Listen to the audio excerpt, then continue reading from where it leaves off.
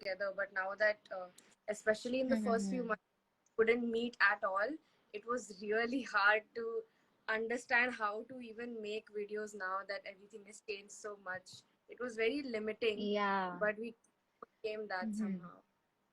And now we can finally meet, so that's good. Yeah, I mean, COVID like ruined everybody's plans. Everything was like shut for so long.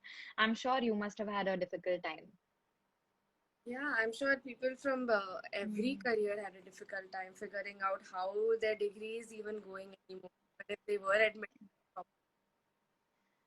Yeah, like even students faced a lot of difficulties, you know, with colleges and all being shut, it was difficult for people who especially wanted to like go abroad for studies, for them. that was the Mm. worst, I think. Yeah. Okay, so let's get a little deeper into this conversation of, the entire journey of how you came up with Slay Point. Tell us something about that. Well, so you know kind of how it started after 12th standard when we had just our vacations. That's when Hmm.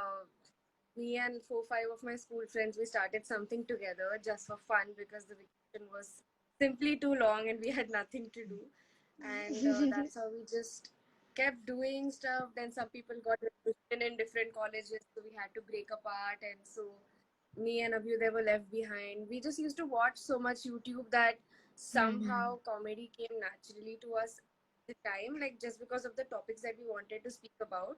We were not sure at all if we are good at it because it was the first time in our lives that we were going to be like, oh shit, I know how to write a joke or I know how to make people laugh. Hmm. That was really weird because it's not a skill that anybody talks about. It's not a skill that is taught. Like people can still teach you how to draw or how to Hmm. dance, how to sing, even though those are sometimes considered to be unconventional careers.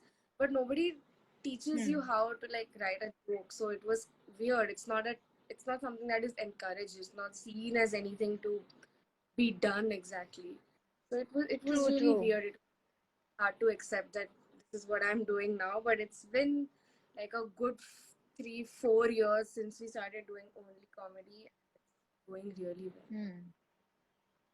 That's great. I know, like when you had that struggling period, we used to study together at that time, and so many hate comments in the beginning. How did you like come up with all of that and realize that this is what I'm going to do, no matter like how much hate I get, no matter how much obstacles I Mhm. get in the way, but this is what I'm planning to do for a career.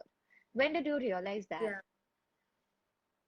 So in the it's more about you have to really like it, like you have to really want it. So a lot of people join these careers for the wrong reasons. Like somebody who wants to be an Instagram influencer or a YouTuber or anything of this sort.